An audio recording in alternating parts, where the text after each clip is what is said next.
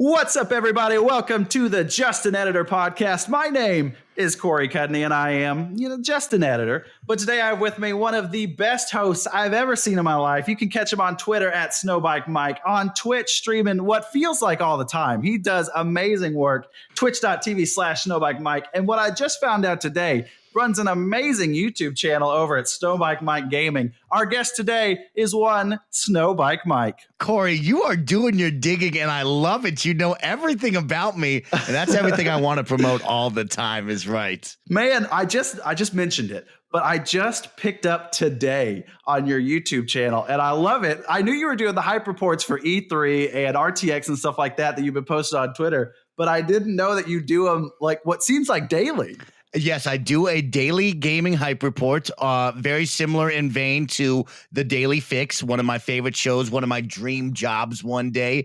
And we've been doing that hard since May, every single weekday, Monday through Friday. And it's one I haven't quite started getting out there to my larger audience, maybe on Twitter and on Twitch. I just kind of silently post them, maybe promote them to my mom and dad out there on Instagram. And that's about it. So for you to find that, you did some digging, and I like it. You got to be prepared for these types of things. So I'm just going to jump in like I've been doing with almost everybody so far. And I want to know, SnowBikeMike, if somebody doesn't know you, by the way, yes, I 100% stole this technique from Greg Miller. If nobody knows you, Mike, what is your elevator pitch? Who is SnowBikeMike? Oh, that's a great question. Well, who is SnowBikeMike? What's going on, everybody? My name is Mike Howard, a.k.a. SnowBikeMike, and I'm a pug-loving type of dude. And you can catch me 5 days a week on twitch.tv/SnowBikeMike, where I bring the high-energy fun each and every day. And really, I'm just a normal guy who loves video games, loves basketball, loves kind of funny, and loves my two adorable pugs. And, I'm really making a career, making a name for myself off of my hosting, off of the talents that I can provide with the MC work. But we're just kind of growing and we're learning every single day. And that's really me.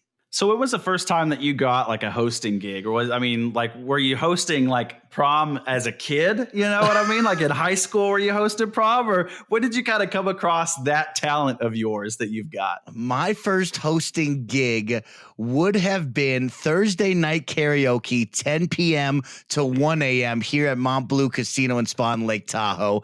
And that became because I knew somebody who was running a production company up here in Lake Tahoe. And I finally worked up the courage after knowing this person for years and finally said, you know what, I can do that.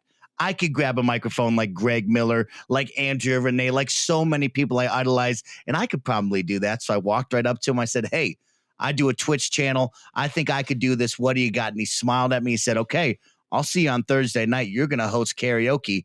Little did I know that I don't like singing. Little do I know I don't really appreciate overly drunk people that smoke cigarettes in your face. But I got stage time and I got to say whatever I wanted each and every Thursday. And that really progressed into what you see now with my hosting and MC duties that I do around town. Are you still doing the karaoke nights? I am thankfully not doing karaoke. Okay. I like to call it putting in my time and effort. I gave it a strong year and a half. And then I finally said, the hours and the clientele are not working for me. I'm not very big into music, nor am I a music encyclopedia. As many drunk people will ask you at karaoke, what is this song or how do I find this song? And you look at them like, I don't know that song, sir. I apologize. But so that really grew me into a whole lot of other things with him seeing me grow, gaining his trust. I went down to the casinos. I did other MC work down at the Hard Rock where we would do different casino events on the actual casino floor, which was a ton of fun. Giving away cars, playing Plinko, playing Guess That Song, different various casino games really helped me grow and put me on the spotlight of now here's 100, here's 200 people looking at you. And that really helped me elevate my game, which then right after that, that is really how I got my Kind of Funny Prom opportunity to go host Kind of Funny Prom just a year ago, I believe. Yeah, so take me through your relationship with the KF guys, because I believe I have heard that you got it through, like you were talking to them all the time on the Patreon. You were really impressing them. So take me through that whole timeline. That's a funny one, Corey, and it's a great one I was thinking about just earlier today. So I have been listening to Kind of Funny since they began, right? I was a big Greg Miller fan and Colin fan when they were doing Podcast Beyond. I would see Tim take over the Daily Fix every now and then, but really I was in love with Podcast Unlocked with Ryan McCaffrey and the guys. So once I saw the Kind of Funny team kind of go off on their own way, I decided to follow them. I loved the content. I loved what they were bringing personality-wise, so I really stuck with them.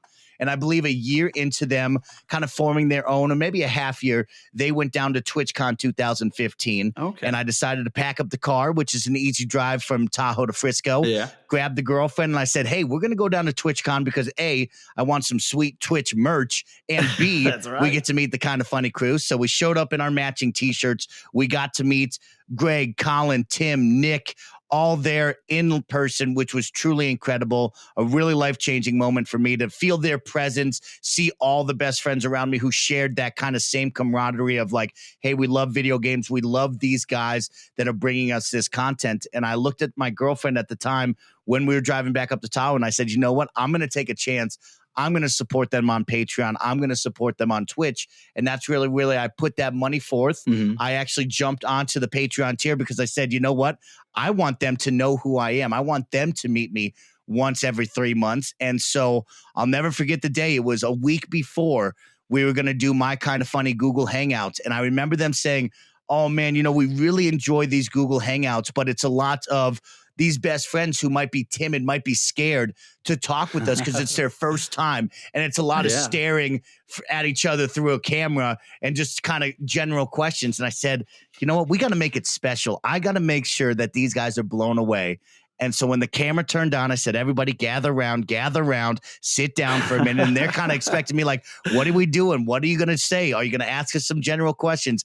And I looked right at the camera. I said, what is going on, everybody? It's your boy, SnowBikeMike, introducing you to the first ever Kind of Funny Google Hangout with your best friend. And guess what? Today I am joined with the Kind of Funny crew, and I named off each and every one of them. And I promise you, if Greg Miller listens to this one, I think I was the one who started AKA, because I would go AKA, the pure one, AKA.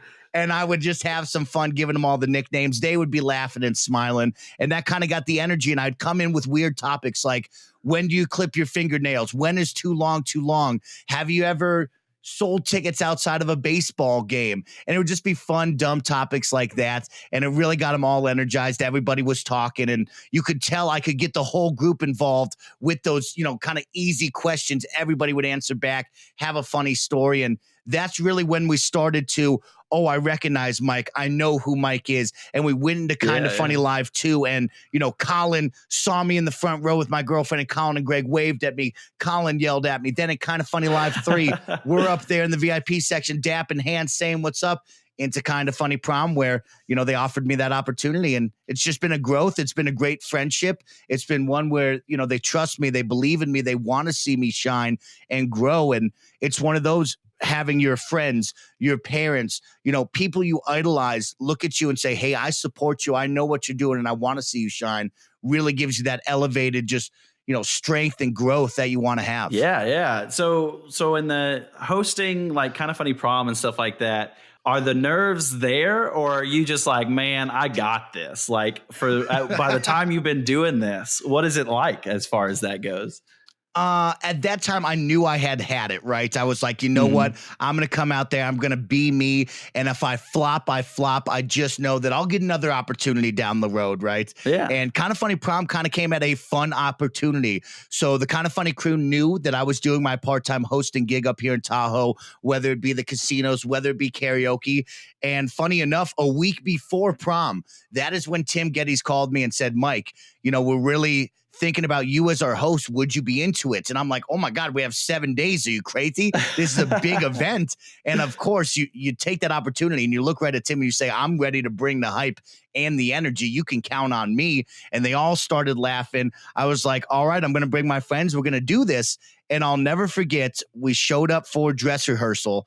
And that day, a couple of things here. So I have a big background in team sports. I grew up playing basketball since 5 years old. I played competitive basketball all through high school, was offered a college scholarship to go play basketball in the middle of Nebraska. and just said no to it. I didn't want to go to Nebraska. I wanted to go to California to meet cute girls. But I love team sports. I loved that feeling in the pit of your stomach when the crowd is roaring, when the warm-up music turns on, and you know that just moments away, tip-off is going to begin, and you're going to go do battle. And I loved that feeling of anxiety, fear, pressure, but at the same time knowing that you've practiced so hard, you know the role, and you're going to go perform it. And so the day of Kind of Funny Prom, I showed up extra early to dress rehearsal. I got to be with the crew. Everybody was practicing. Matt Scarpino was cracking jokes. Me and Big Jamie Kennedy were sitting off telling stories to each other. And right before I went up, I'll never forget, I got to meet Youssef Magid from Ubisoft for the first time ever. Oh, wow. And I said, oh, man, you're so cool. I've seen you before. This is such an honor. And he said, oh, well, you're the one hosting. This is going to be a big one. And I said, what would be some tips from you that you could give to me? And he looked right at me with a big smile. And he said, be the most confident person in the room and you'll kill it, Mike. And I smiled. I said, all right. And so right when they said, okay, Mike, you get your chance to, practice here, do whatever you want, I came out right through the door, just like you've seen on the video, screaming, yelling, doing my whole spiel, and everybody's smiling. Big Matt Scarpino was like, you didn't have to do that. You could have just talked, but that's good enough. And that broke the ice. And right then and there, I knew the moment that they opened up the doors, I was hugging and seeing fellow Kind of Funny best friends from the community that I've made friends with throughout the internet. In real life, I knew I was going to be in good hands and everything was going to be great. So is that what it is about hosting, that you're like, this is why I love what I do, is that like anxious feeling and stuff like that before it? Or what is it about hosting that you just love? Because you're so good at it. And so there has to be something that keeps you coming in the door for the hosting gigs.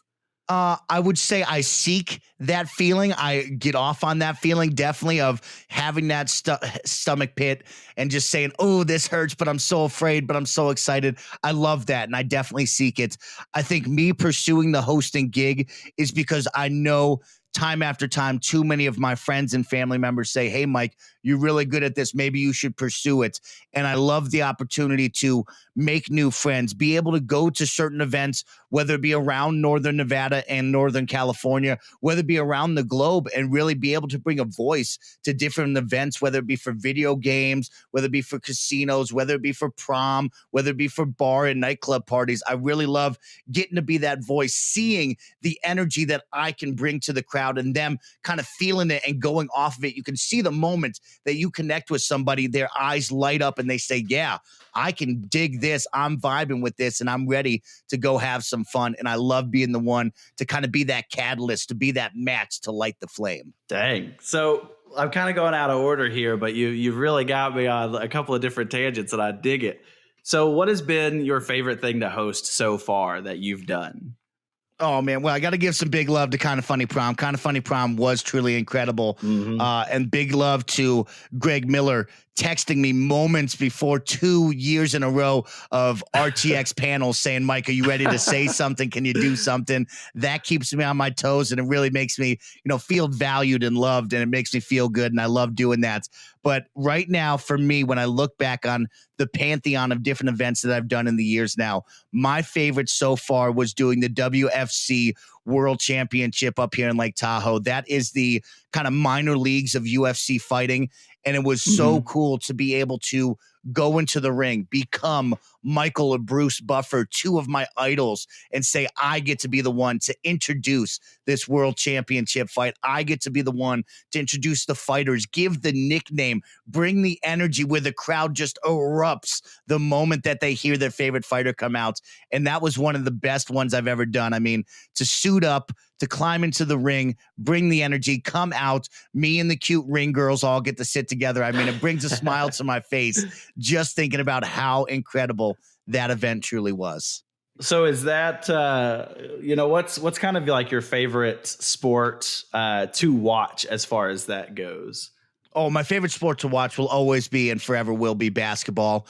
I love basketball. Live basketball is nothing to ever be matched. The movement, the speed, the endurance, the high flying abilities of all these basketball players, whether we're watching middle school, high school, college, and or the pros. I love going into a gym. I love hearing the band, the cheerleaders, the parents screaming. I love feeling that vibe. I love that kind of claustrophobic, not really much air circulation going on. You can feel the heat start to build as you head into the second and third and fourth quarter. And I just love basketball so much. And now I found a really big taking into esports. I love watching esports from the comfort of my home.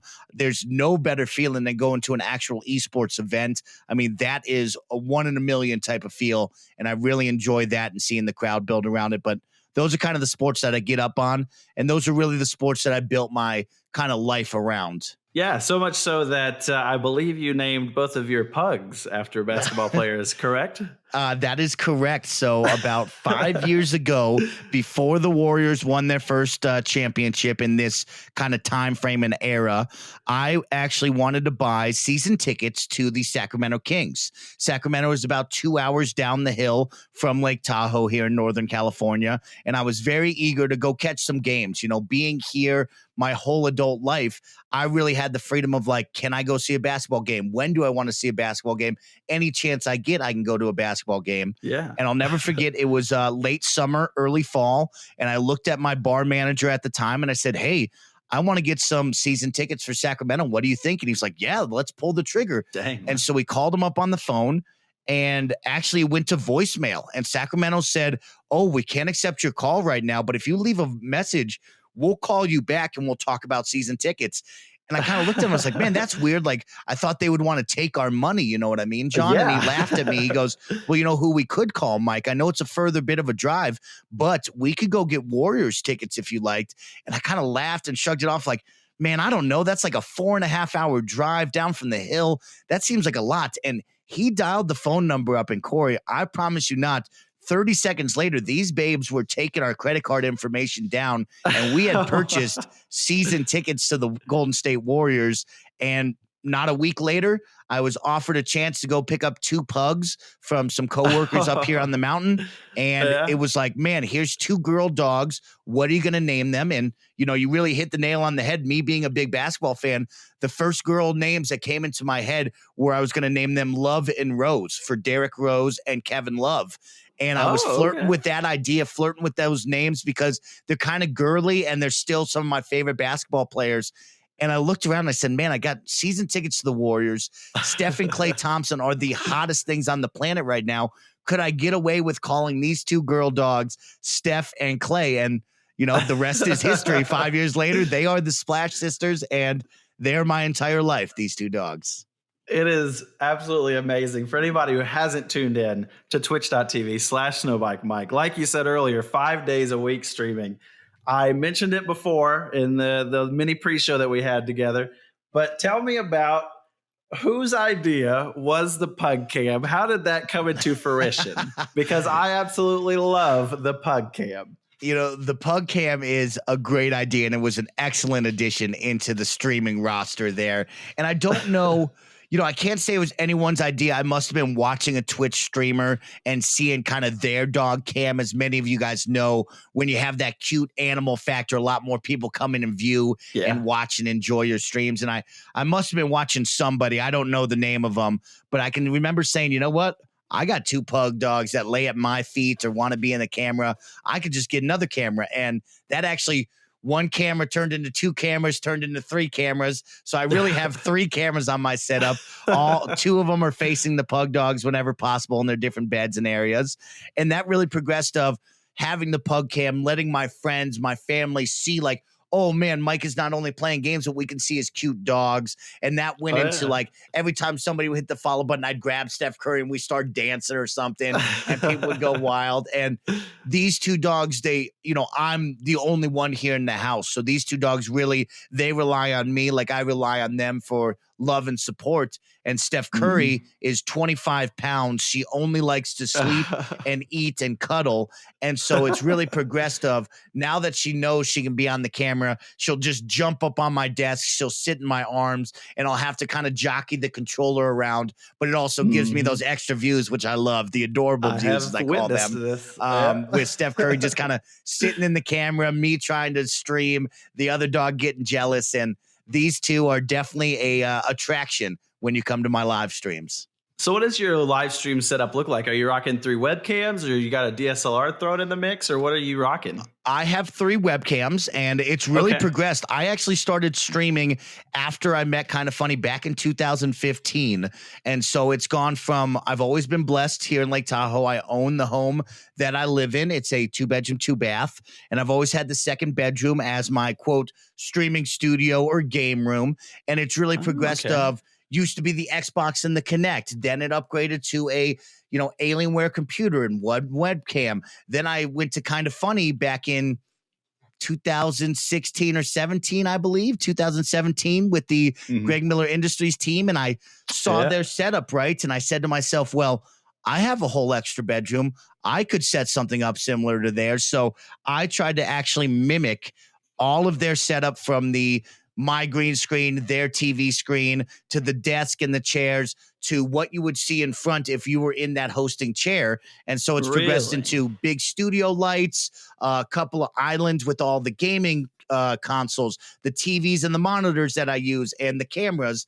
And I've never stepped up quite yet. I definitely am in the process, as you brought up on the YouTube channel, to getting into the kind of heavier duty cameras, the DSLRs. But right now I have 3 Logitech 1080p cameras that do me very well. And for the price point, it's easy to pull the trigger as a small streamer to say, hey, just get a Logitech webcam and go from there. And so these guys have really done me really well, and we'll progress from there. But I love these for what I got. So I feel like you not only, like you said, 5 days a week, twitch.tv/SnowBikeMike, 5 days a week, but you also stream for I feel like long periods of time. So do you ever find any challenges as far as keeping that energy up throughout the stream? Because I feel like I can tune in for the beginning, tune out, switch to somebody real fast, come back, and you're still up there, as far as that goes. So, like I said, as far as challenges go, how in the world do you keep that up for the whole stream? Because I feel like anybody can tune in at a SnowBikeMike stream and they can feel as welcome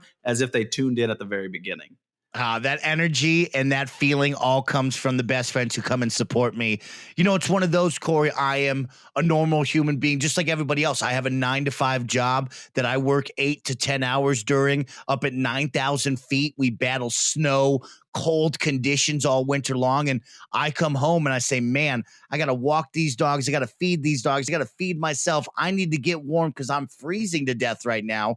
And I think my biggest challenge always is, I'm tired, I'm pooped, but I know this is something I want to pursue with all of my energy. So about 5 minutes before the stream, I say, no, this is what you want.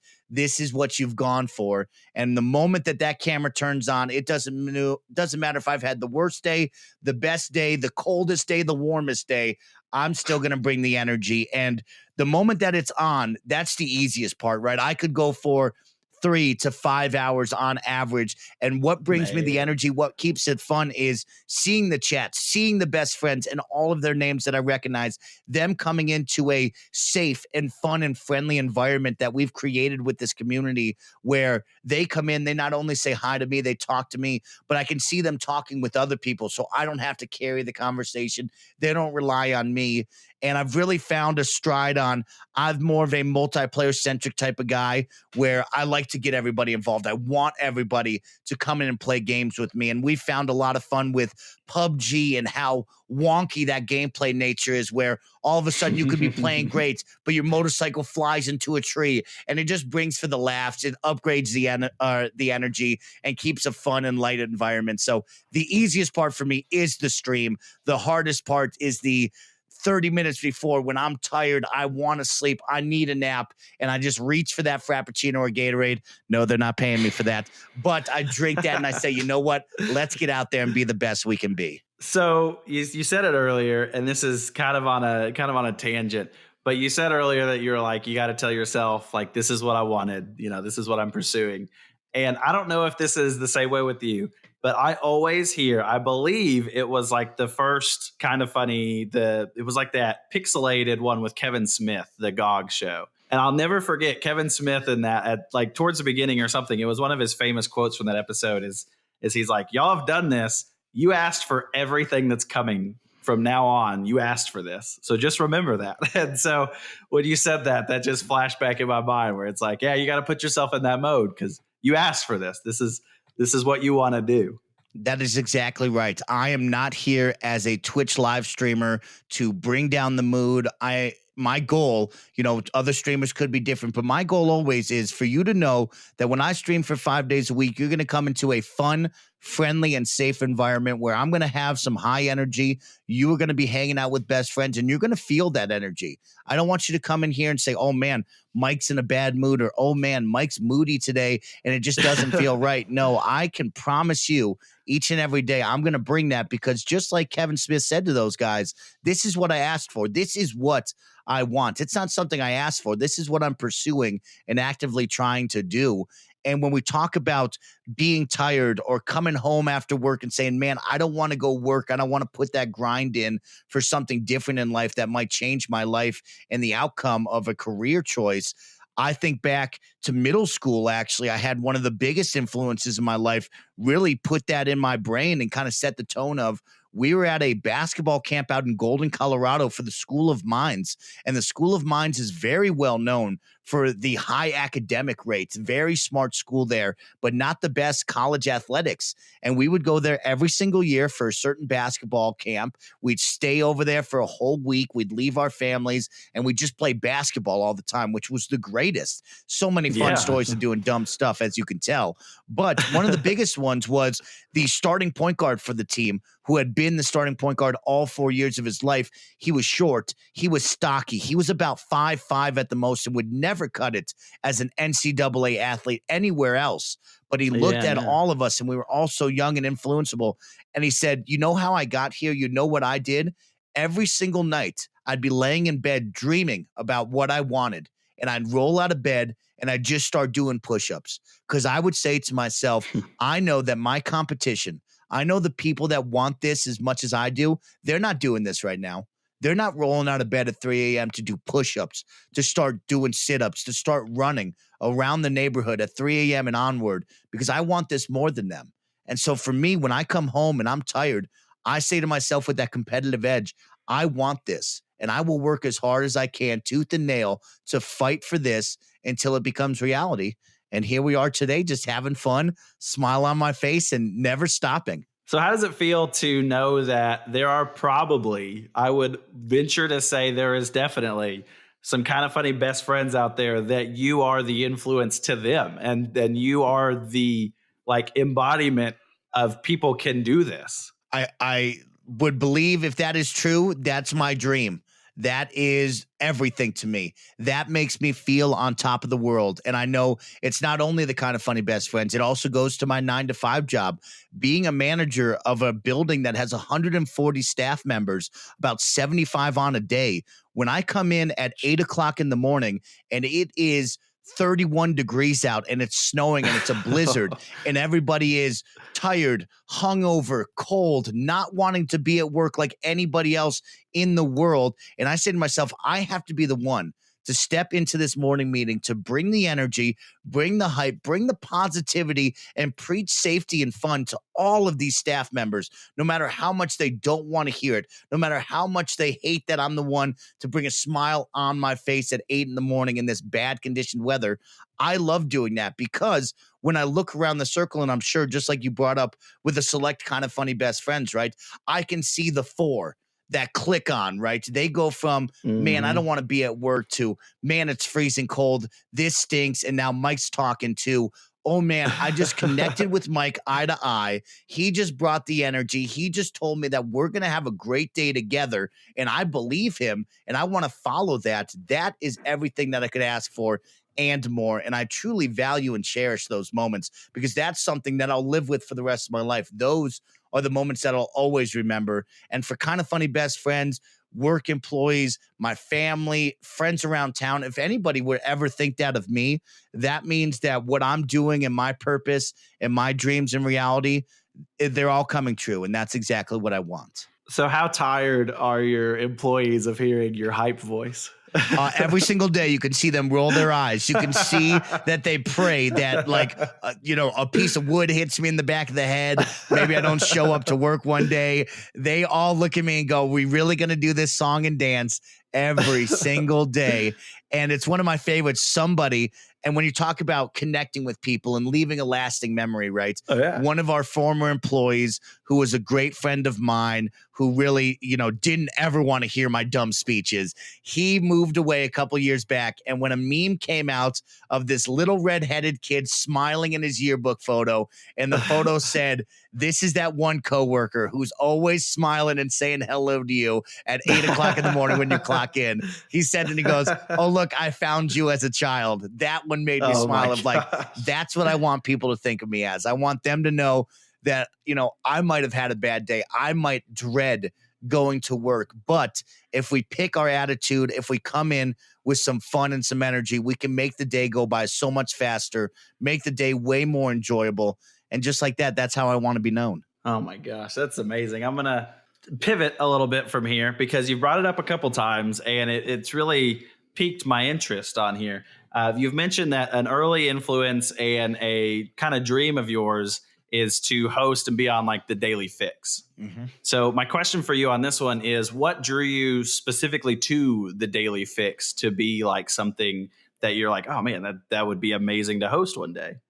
I really look at the Daily Fix as one of the things that I'm passionate about, one of my dreams, one of the things I wish I could host. And I think what really brought me to it was seeing IGN always promoted every single day, whether it be Naomi Kyle, whether it be Tim, Bobby, Ryan McCaffrey, anybody. It was really cool to see. Yes, back in the day when I was watching it religiously, it was always Naomi, and she would step up there. She would give you the quick, brief news, the headlines, maybe her opinion really quick, and they'd get it done in about 5 to 10 minutes. And I really enjoyed that of, hey, I wish I could be that news anchor. I wish I could be the one to say, hey, here's the 3 biggest gaming stories that you need to know about, give you a quick synopsis of the story, tell you, man, I really like that Bethesda conference, or, oh, I didn't like that as well, but let's move into story number 2. And seeing them look dead into the camera, have the confidence, you could tell that they truly enjoyed that, and it was a team effort. That was one of those things that drew me to it, and I said, that's what I want to do. If I could choose anything, if I could be anywhere, I would wake up tomorrow and I'd be down in San Francisco at the IGN office, and they would say, hey, Mike, get in front of the camera. Did you prepare your stories, or do you know what's big? And I would say, let's rock this. Because right now, as Corey brought up earlier, if you want something, you go make it happen, and you do it yourself, and eventually maybe somebody will see it, or you'll grow and you'll become better at it. And back in the day, a couple of years ago, I was doing this and I kind of fell off of it. I got tired. And since May now, every single day, I put all the stories together. I find them from the different news outlets that really resonate to me. I come home after streaming for 4 hours, after working for a 10-hour day. And at midnight, I stay up and I do the news. I stare dead into the webcam. I grow as a host, whether it be intro, whether it be reading the news stories, giving my opinion, doing the outro, and I grow doing that all. And it gives me a great excuse to practice something that I love and look forward to, okay, this is what it would take to one day try to do that if I really want to pursue that as my life. That is so interesting that's like where you want to go and stuff, because this is a fun fact about me that I've never shared on like anything lately. When I was 14, I want to say it was, I started my first YouTube channel, and I was doing daily gaming news videos. So that is so funny that is kind of, I mean, I dropped it, but that was something that I look back on now and I'm like, oh man, I've made some really stupid jokes that are like just not even funny. Like they're just dumb. And so that's so funny that's because that's, for me, it was Achievement Hunter Weekly Update was a big influence for me. So to hear about Daily Fix being yours, it's super awesome to hear about. So Isn't it cool? And you can see the growth every single day. You can tell the jokes either get worse and worse, or maybe you're like, you know what, that was actually kind of funny or topical at the time. And it's always fun to look back. And that's been kind of the coolest stuff of me doing more of the hosting and on camera stuff.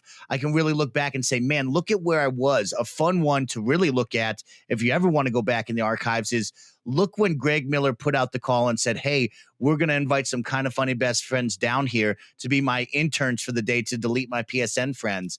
And I remember seeing countless best friends upload their videos and me say to myself, well, I don't know how to operate Adobe Premiere. I don't know how to do any of that. And I did a one take 2-minute long video where I stared directly at the camera. I looked like an idiot and I sent it off. No editing, no polish, no nothing. And it was just one of those. I felt so good about myself afterwards saying, I put myself out there. I tried it.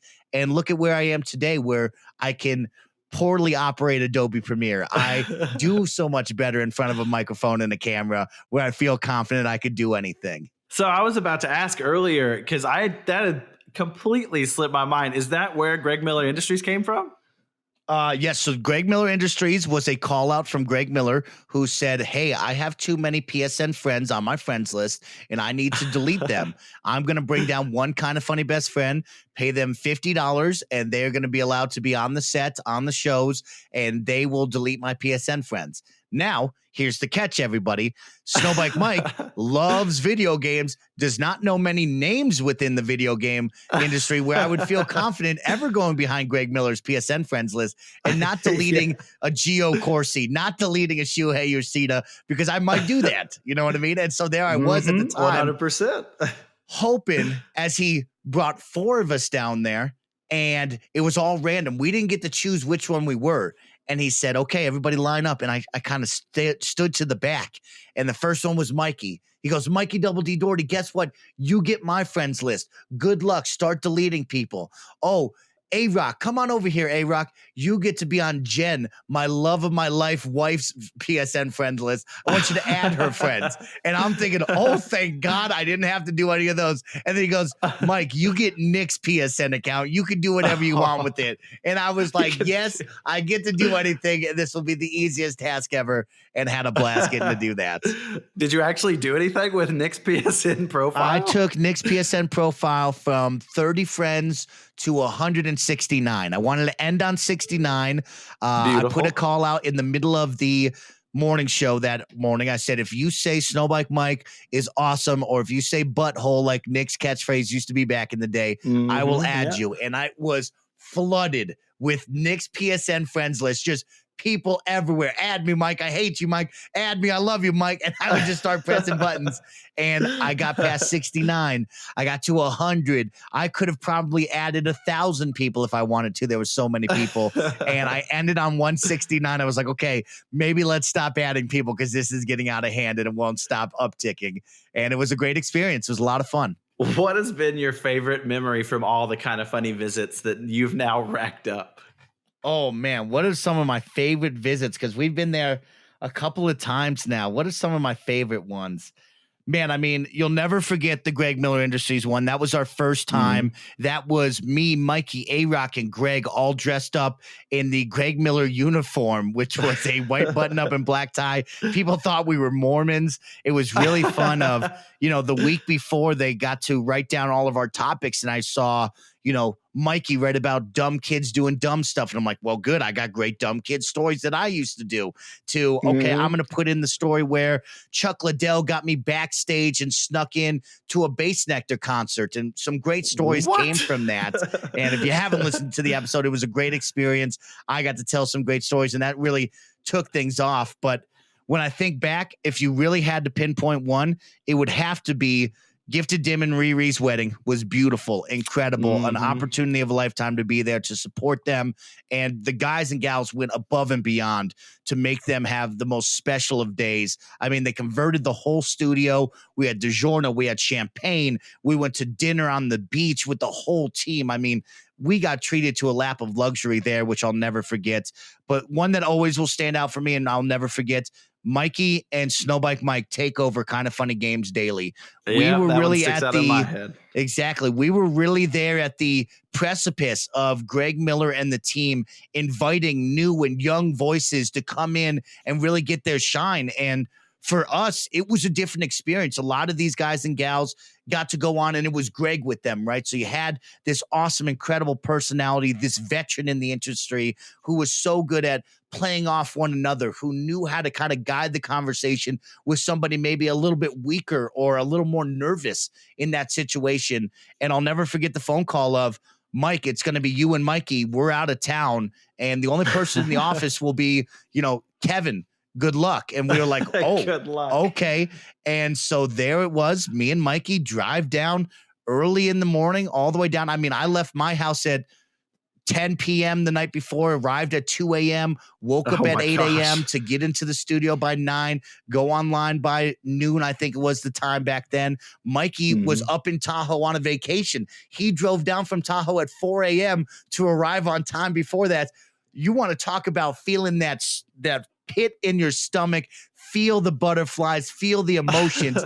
There's Mikey, Double D Doherty, and SnowBikeMike about to take over one of the biggest gaming podcasts on the planet with no real reason to be there. We were just invited and we were there. And I'll never forget, I looked at Mikey, I said, I got this for day number 1. We're going to run this. And Kevin's in the background. He's cheering. Andy's in the other room, banging on the wall. We're getting the energy on. And the lights clicked. We crushed it. I blacked out. The lights turned off and everybody cheered. I mean, Joey came in the room. Andy came in. Kevin was there. Oh my God, that was so great. I'm slapping Mikey silly with so much joy and energy. And for us to do that and anchor that 2 days in a row with no real guidance, just the, belief and the encouragement from Greg, Tim, and Nick, and them to say, you got this, you can do it, to what happened there was an experience of a lifetime I'll never forget. And I know Mikey will never forget as he continues to grow and does his own thing down in the Bay Area. So you've been doing the Twitch channel for a while. At this point, I'm still at the you and Mikey taking over. So you've been doing the Twitch channel for a while. Does it feel different for you to go from hosting in front of people and feel that live feedback to now being in a professional studio like Kind of Funnies, to where you're just talking to a camera and you're not necessarily getting that immediate feedback from like a crowd of people? Does that feel different, or how do you kind of compensate for that? Of course, it totally feels different, right? You don't get that instant gratification. You don't know if the chat's feeling it or not. You don't know if the audience is vibing with that, which I've really grown in tune with to know what works, what doesn't. It's like a DJ spinning your favorite song and then hitting a country song and you're like, hold up.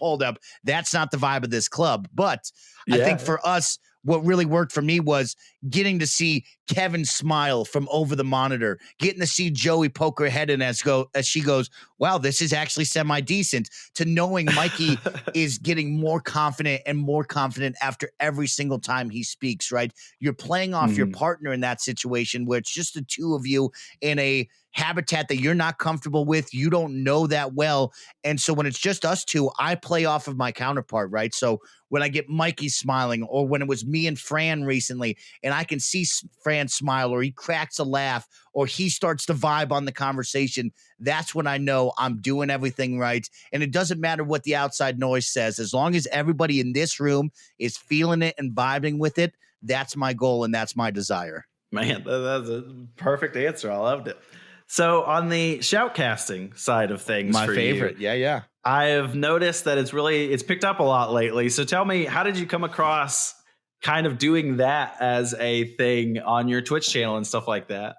Well, just like I said earlier before, if you want something, you go out and make it happen, and you do it, right? And so I have fallen in love with eSports over the years. I really enjoyed watching League of Legends sell out the Staples Center, one of my favorite basketball arenas on the planet, in like 30 minutes, right back in the day, to seeing the shoutcasters, the analysts, the host kind of really bring the elevation of that broadcast instead of 5 guys playing video games right against each other.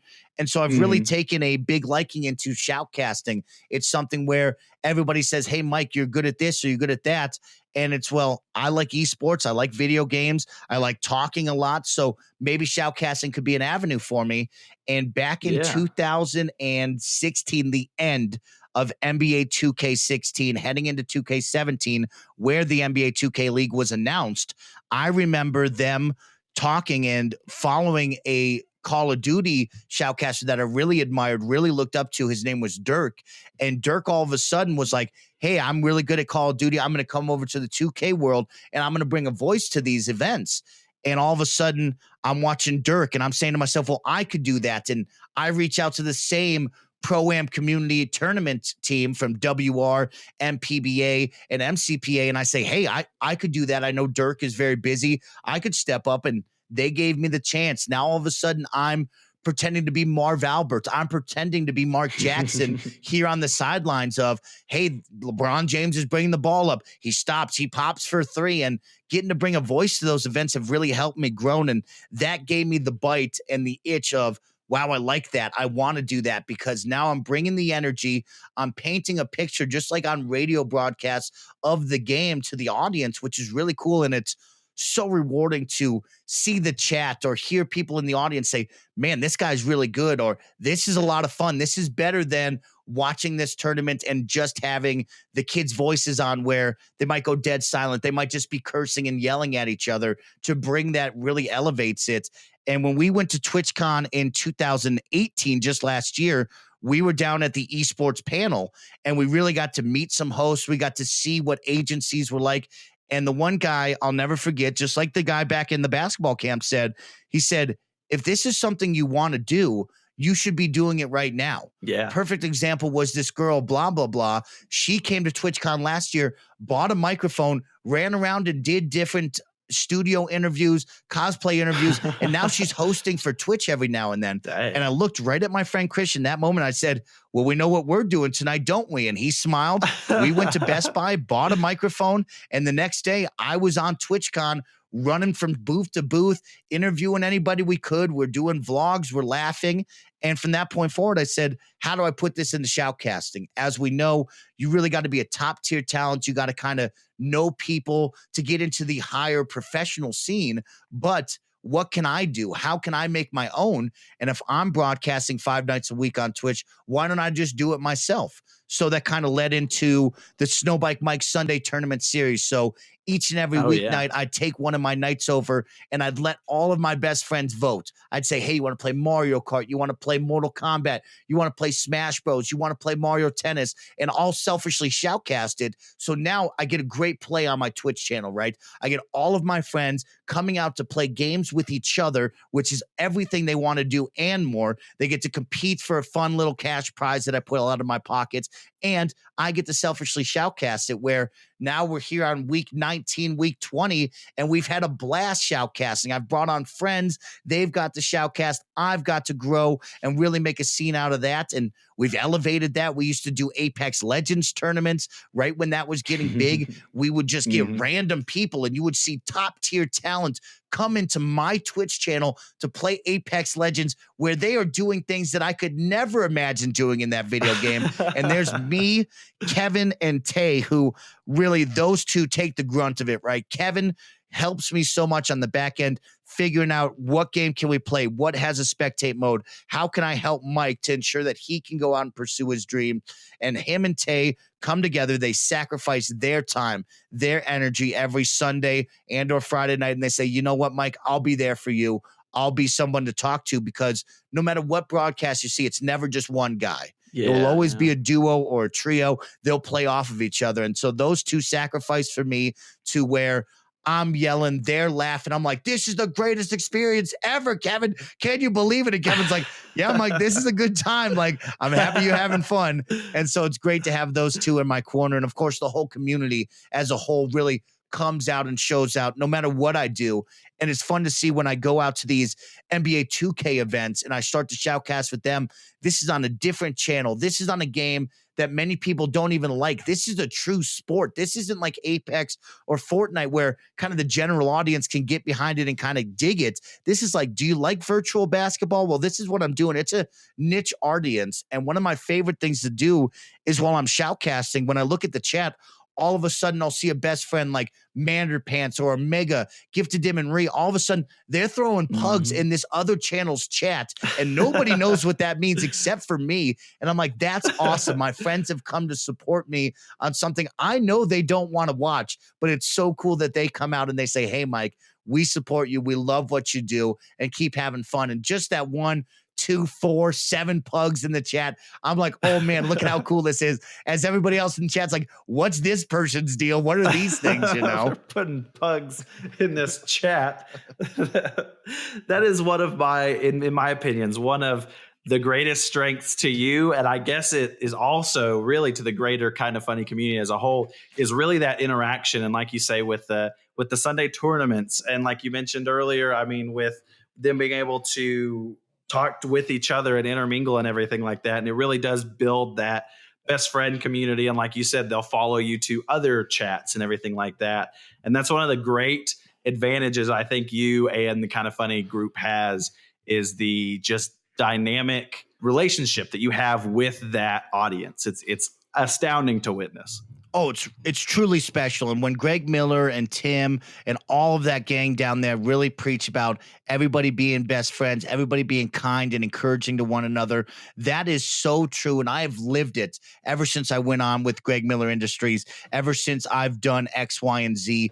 For perfect example, we were down at RTX this year in Austin, Texas, where people can make it, some people can't make it. It's very expensive. And we were able to convince about 40 of our, tight-knit best friends that are part of my community and part of the larger Kind of Funny community to come down there on their own dime and spend a whole weekend together where we celebrated, we partied, we had fun, we engaged, we got to know each other. And we really took that friendship from here's the screen name to here's a face and a moment that I'll never forget in my entire life. And for them to celebrate me, celebrate Kind of Funny and Rooster Teeth as a whole was so special. We had a great meet and greets. We had a great meetup where, they all surprised me with a fun one of here's a cake, here's some Gatorade bottles, and here's a moment where all of your friends are around you telling you how much you mean to them, how much this community means to them, and how much they appreciate you and appreciate how much you're growing. And it's so great. And it's something I wish I could relive every single night because I loved embracing them. I love telling them how much I care for them and how much I appreciate their support. So as we wind down here, Mike, I'm going to ask you something that I've been asking a lot of people so far. 10 years from now, 15, dream scenario. You kind of mentioned it earlier, so I think I may know where you're going with this. Where is SnowBikeMike? What is he doing? So the easy dream scenario would tell you I would be the next face or personality of IGN to do the daily fix. That's an easy one. That's one I dream about every day. But really, I have 2 goals, and that is either the IGN route or I would hope to be one day the next big shoutcaster, just like Golden Boy, where I can transcend the video game. I can go host a Fortnite tournament. The next week, go host a Gears of War 5 tournament. The week after that, go host a Halo, go host a Minecraft, go host a farming simulator where I can be the one to bring the energy, hype up the crowd, introduce the game, be knowledgeable on the game throughout the broadcast where you can tune in with your mother, your grandmother, your aunt, your uncle, and say, hey, I'm watching the Fortnite World Cup right now, and SnowBikeMike is going to bring the energy, and he's going to tell you what's going on the screen so you understand what is actually happening. And that would be the dream, is becoming the next big thing in the esports broadcasting world. Well, ladies and gentlemen, if you want to follow SnowBikeMike and you want to support him in his journeys, please go to twitch.tv/SnowBikeMike. Catch one of his shoutcasts. He is amazing. Hit him up on Twitter at also SnowBikeMike. This has been the Justin Editor Podcast. My name is Corey Cudney. You can hit me up on Twitter at Corey Cudney as well as at Justin Editor Pod. We're on iTunes. We're on SoundCloud. We're hoping to be on Spotify. I've heard that's a rocky road to go down, but whatever. Thank you so much, Mike, for being on tonight. Corey, as just an editor, you did a terrific job as just a host. Thank you so much for having me on and bringing me out to your audience. This has been a blast. You did an incredible job, and I had so much fun. Thank you for the time. Thank you. And everybody, I will see you in the edit bay.